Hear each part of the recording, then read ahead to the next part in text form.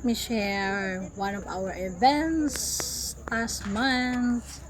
Pag December talaga, maraming mga occasions, maraming mga invitations, kaya may nag-invite sa amin isa sa mga kuya sa Eagle. So, invited us sa kanilang masabi nating banding.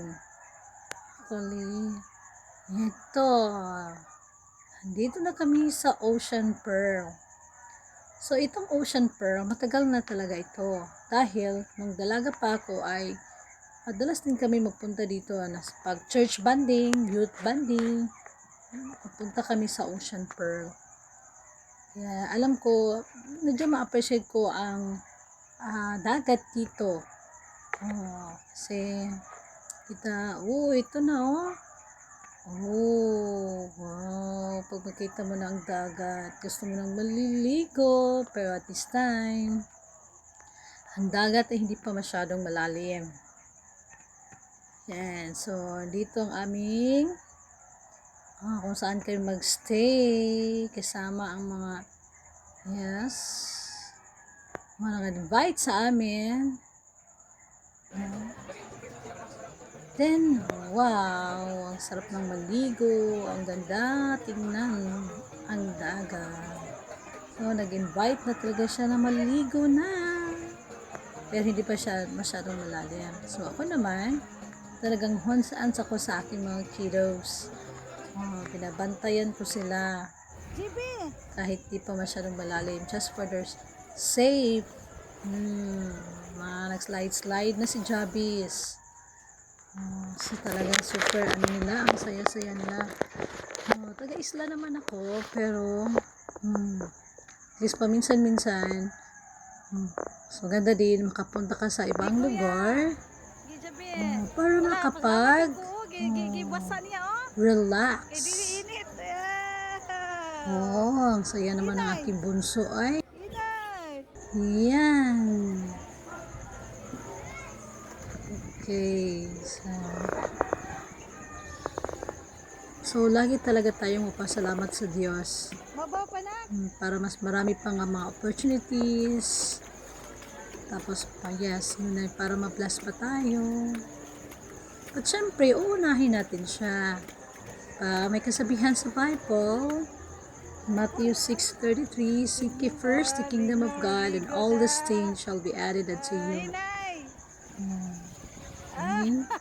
So, marami pa talagang opportunity, basta kapit lang tayo sa Panginoon kasi i-bless pa niya tayo.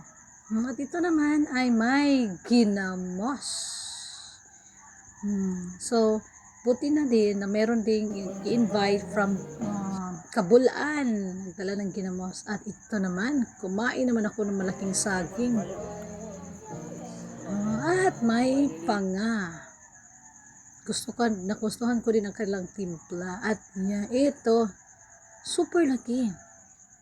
Nakita ko na meron silang mga malaking saging. Tinitingnan ko din ang kanilang charcoal kung may kalayo pa ba kasi para isubak ko naman. Yan.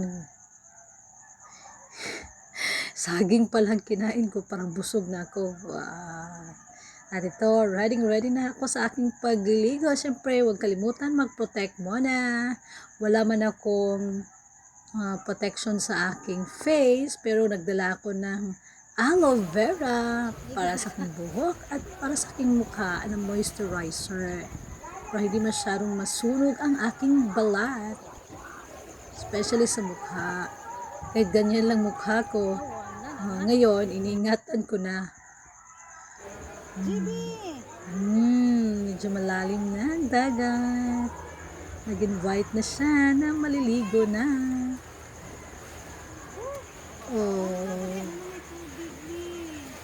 At yan na. Mabanlas na ang tubig. Kahit dyan ka lang, mai-enjoy mo na ang pagligo. Salamat talaga kami sa opportunity na may nag-invite sa amin. Super happy ang aking mga kiddos. At syempre, nagdadala din kami ng pagkain para naman may ma-share kami. Gaya ng saang. Uy, ang saya talaga ng anak ko. Ay, nagsalbabida.